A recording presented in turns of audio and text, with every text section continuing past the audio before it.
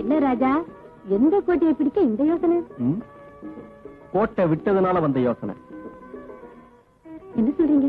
கடத்தல்காரர்களுக்கும் பண்ணையாருக்கும் சம்மதம் இருக்குன்னு நினைக்கிறேன். அது மட்டும் இல்ல, அவன் பெண்கள் விஷயத்துல ரொம்ப வீக். அதனால நீ மாறு வேஷத்துல அங்க போய் அங்க இருக்க உண்மை நிலையை தெரிஞ்சுக்கிட்டு வர.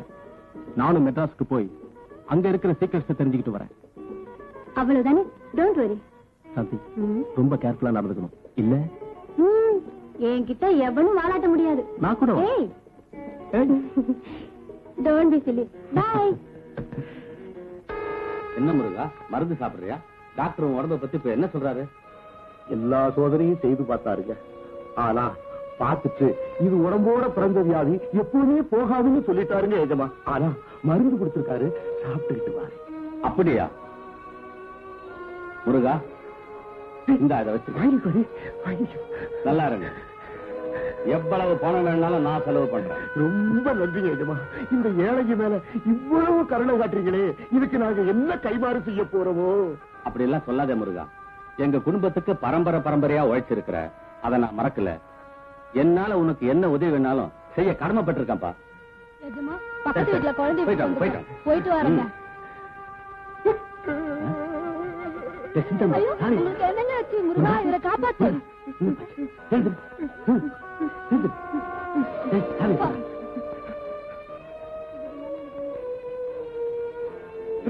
முருகா, முருகா,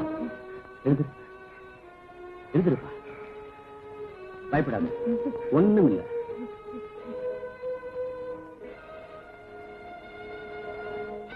ஐயோ பாவம். சிந்தாமணி, என்ன மாமா? அந்த மாம்பழம் என் கண் முன்னாடி அப்படியே நிக்குதுடா. உனக்கு வேற வேலையே இல்லையா? நீ ஒரு விவசாய கெட்டவன்.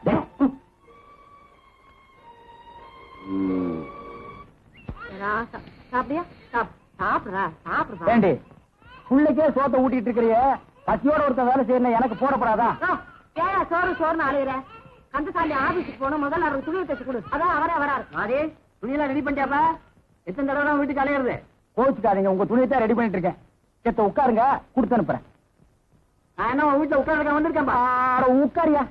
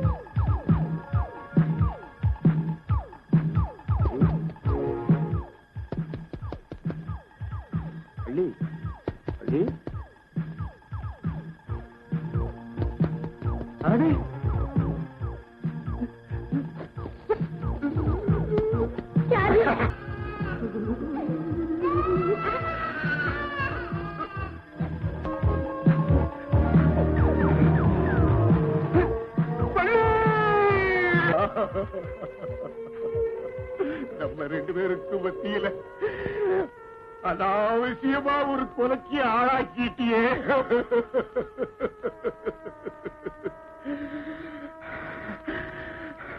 வர்ற செவ்வாய்க்கிழமைக்குள்ள அந்த கொலைகார நான் பணி வாங்கல. நான் இல்ல.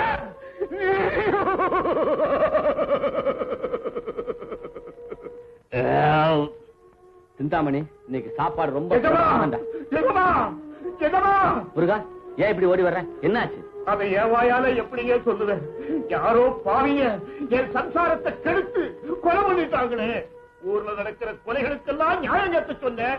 அவயா இன்னைக்கு ஏன் தலையில கை வச்சுட்டாங்களே. முருகா, நடந்ததை நினைச்சு வேதனைப்படுறதை விட நடக்க போறத பாருப்பா. ஆமாயா, இன்னும் எத்தனை கொலை நடக்க போகுதுன்னு பார்க்க சொல்றீங்களா? இதுவரைக்கும் நடந்தது போதாதா? உங்ககிட்ட சொல்லி இதுவரைக்கும் நீங்க எந்த முயற்சியும் செய்யலையே. முருகா, நீ நினைக்கிறது தப்புப்பா.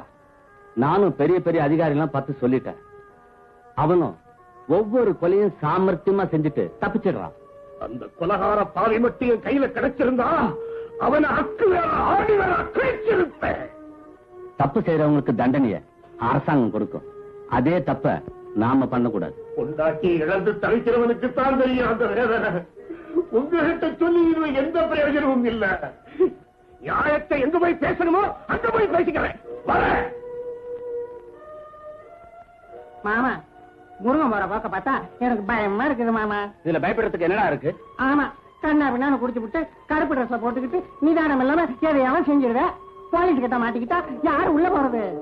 சிந்தாமணி, குடிச்ச போதையில நான் என்ன செய்யறேன்னு எனக்கே தெரியலையா. ஆனா ஓட குடிக்கணும். அளவுக்கு மீறினா ஆபத்துதே. செய்யறது தப்புன்னு தெரிஞ்ச பிறகு அதையே திருப்பி திருப்பி செய்யும் போது அதுக்குண்டான தண்டனையை அனுபவிச்சுதான் தீரணும். அதுக்கு உயிரையே பணையமா வச்சுட்டா எதை பத்தியும் கவலைப்பட வேண்டியதில்லை. நல்லா இருக்க நீ சொல்றது. சாப்பிட்டா கைய கழுவணுமேன்னு அதுக்காக சாப்பிடாம இருக்க முடியுமா? ஆமா, சமயத்துல நீ கூட புத்திசாலித்தனமா தான் பேசுற. ஏன்பா முருகா, கொலை செய்யறதுக்கு முன்னாடி உனக்கு காக்கா வலிப்பு வந்துட்டா சொல்றிய, அதுக்கு முன்னாடி என்ன நடந்ததுன்னு சொல்ல முடியுமா? கட்டில்ல படுத்திருந்தேன். கதவை தட்டுற சத்தம் கேட்டுச்சு. முழிச்சு பார்த்தா கருப்பு உடை போட்டுக்கிட்டு ஒரு உருவம் என் குரல் மாதிரியே என் பொண்டாட்டிய வள்ளி வள்ளின்னு கூப்பிட்டுச்சு. எனக்கு ஆச்சரியமும் ஆத்திரமும் ஆயிப்போச்சு. எந்திரிச்சா பணம் போல காக்கா வலிப்பு வந்துருச்சீங்க. சரி சரி, கவலைப்படாத. கொலைகாரன் தண்டனை அனுபவிச்சுதான் தீருவான். அதை நாங்க பாத்துக்கிறோம். நீ அமைதியா வீட்டுக்கு போ, நாங்க இருக்கோம். மிஸ்டர் ராஜா, பம்பாயில மில்லி எக்ஸ்போர்ட் கம்பெனியில சோதனை நடந்தது உங்களுக்கு தெரியும். அதுல பல லட்சங்கள் பெருமான சந்தன கட்டைகள் கிடைச்சிருக்கு. அதுல பண்ணையார் கண்ணாயிரமும் சம்பந்தப்பட்டிருக்காரு. உங்களுக்கு தெரியும். அதை கண்டுபிடிக்க வேண்டியது உங்க பொறுப்பு.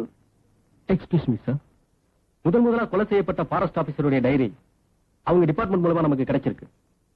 அதுல கருப்பு உடையை மாட்டிக்கிட்டு சந்தன கட்டைகளை கடத்தியதாகவும் அதை தொடர்ந்து அவங்களை பிடிக்க போன போது இதற்கு மறுநாள் தான் அந்த ஃபாரஸ்ட் ஆபீசர் கொலை செய்யப்பட்டிருக்கிறார். முருகனுடைய மனைவி கொலைக்கும் இந்த கருப்பு உடையை தான் யூஸ் பண்ணிருக்காங்க. இதையெல்லாம் வச்சு பார்க்கும்போது இந்த குற்றங்கள் எல்லாம் செஞ்சவன் ஒருத்தனாக தான் இருக்க முடியும்னு நான் நினைக்கிறேன். You are correct. உடனே போய் அதை கவனிங்க. Okay sir.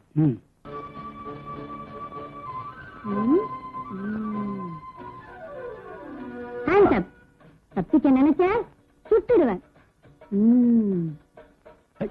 என்னையே பயமுத்துறியா? ராஜா, கைய விளையாட்டுக்கு செஞ்சா கூட இப்படியா?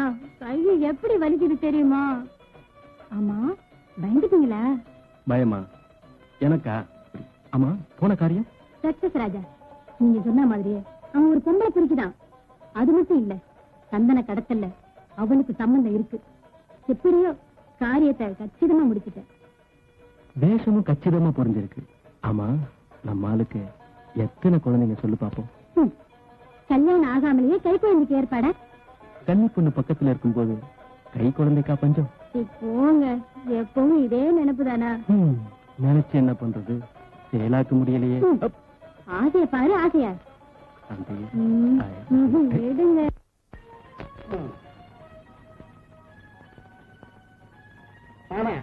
உன்னை தேடி 2 பேர் வந்திருக்காங்க. நமஸ்தே சாப். நமஸ்தே. नंबर पेर भगत सिंह. अच्छा. हमारा बीबी आशा. नमस्ते सुलिका आशा. नमस्ते सर. नमस्ते. उकार बैठो बैठो आशा.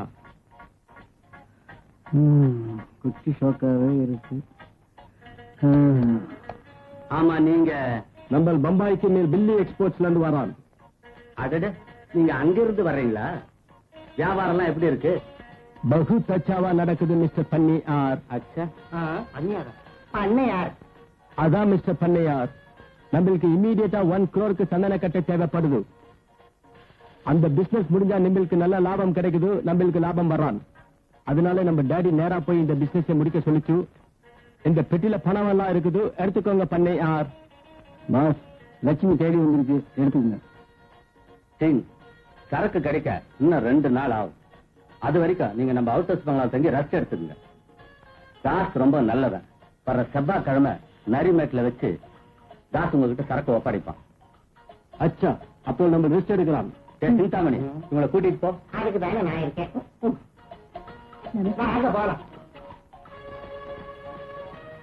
தாஸ், சந்தன கட்டையை கடத்தும் போது நான் அந்த சந்தன சிலையை எஸ்டேட் கடத்தி ஆகணும். புரியுதா? புரியுது பாஸ்.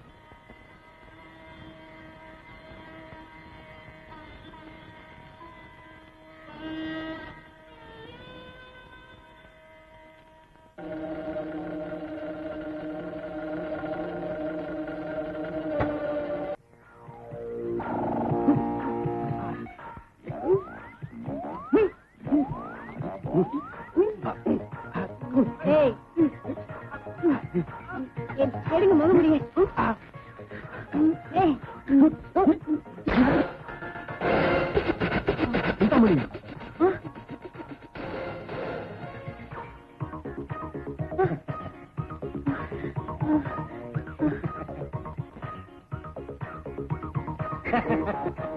சிந்தாமணி சிகாமணி பல பெண்களை கற்பழிச்சு கொலைகள் பண்ணவன் நான் தான்.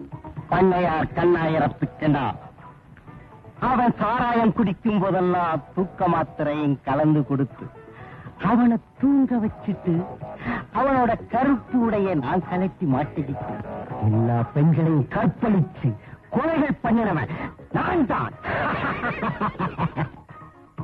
பண்ணையார் கண்ணாயிரத்தை ஏன் பழி வாங்க தெரியுமா? அவன் எனக்கு பெரிய துரோகம் பண்ணிட்டான். ஒரு நாள் darling, darling, hello darling. Hello dear.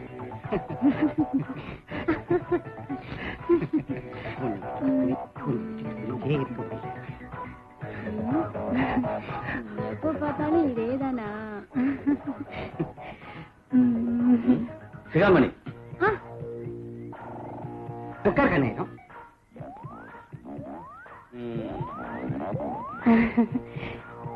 Kannayiram, 1 minute.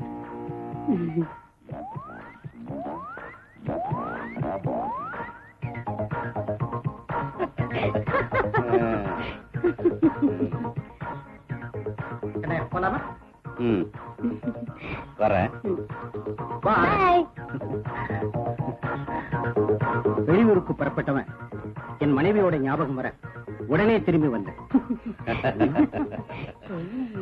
எவ்வளவு நாளாச்சு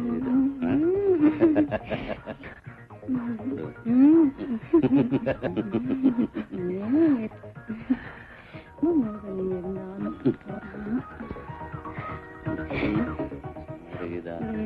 கீதா, கீதா, கீதா.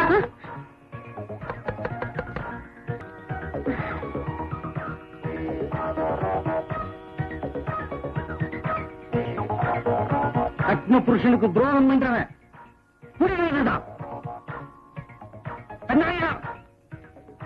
உன்னை பழிவாக்கியே தீருவேன். நான் ஆவணதான். போலீஸுக்கு தப்பிக்கிறதுக்கும் கண்ணாயிரத்தை பழி வாங்குறதுக்காகவும் சிந்தாமணியா நடிச்ச பண்ணையார் கிட்ட வேலைக்கு சேர்ந்து ஒருத்தன் போதைக்கு அடிமை ஆயிடுறான், ஒருத்தன் சூதாட்டத்துக்கு அடிமை ஆயிடுறான்.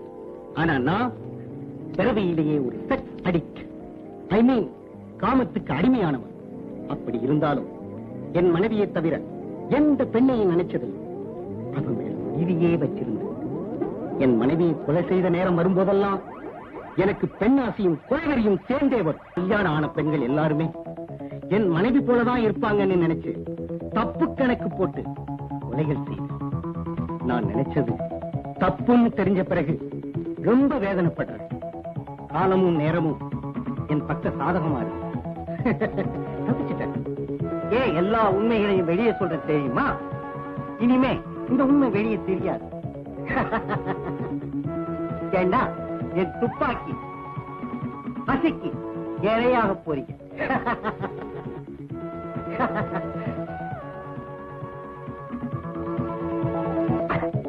அசையா சுட்டு பசிக்கிடுங்க.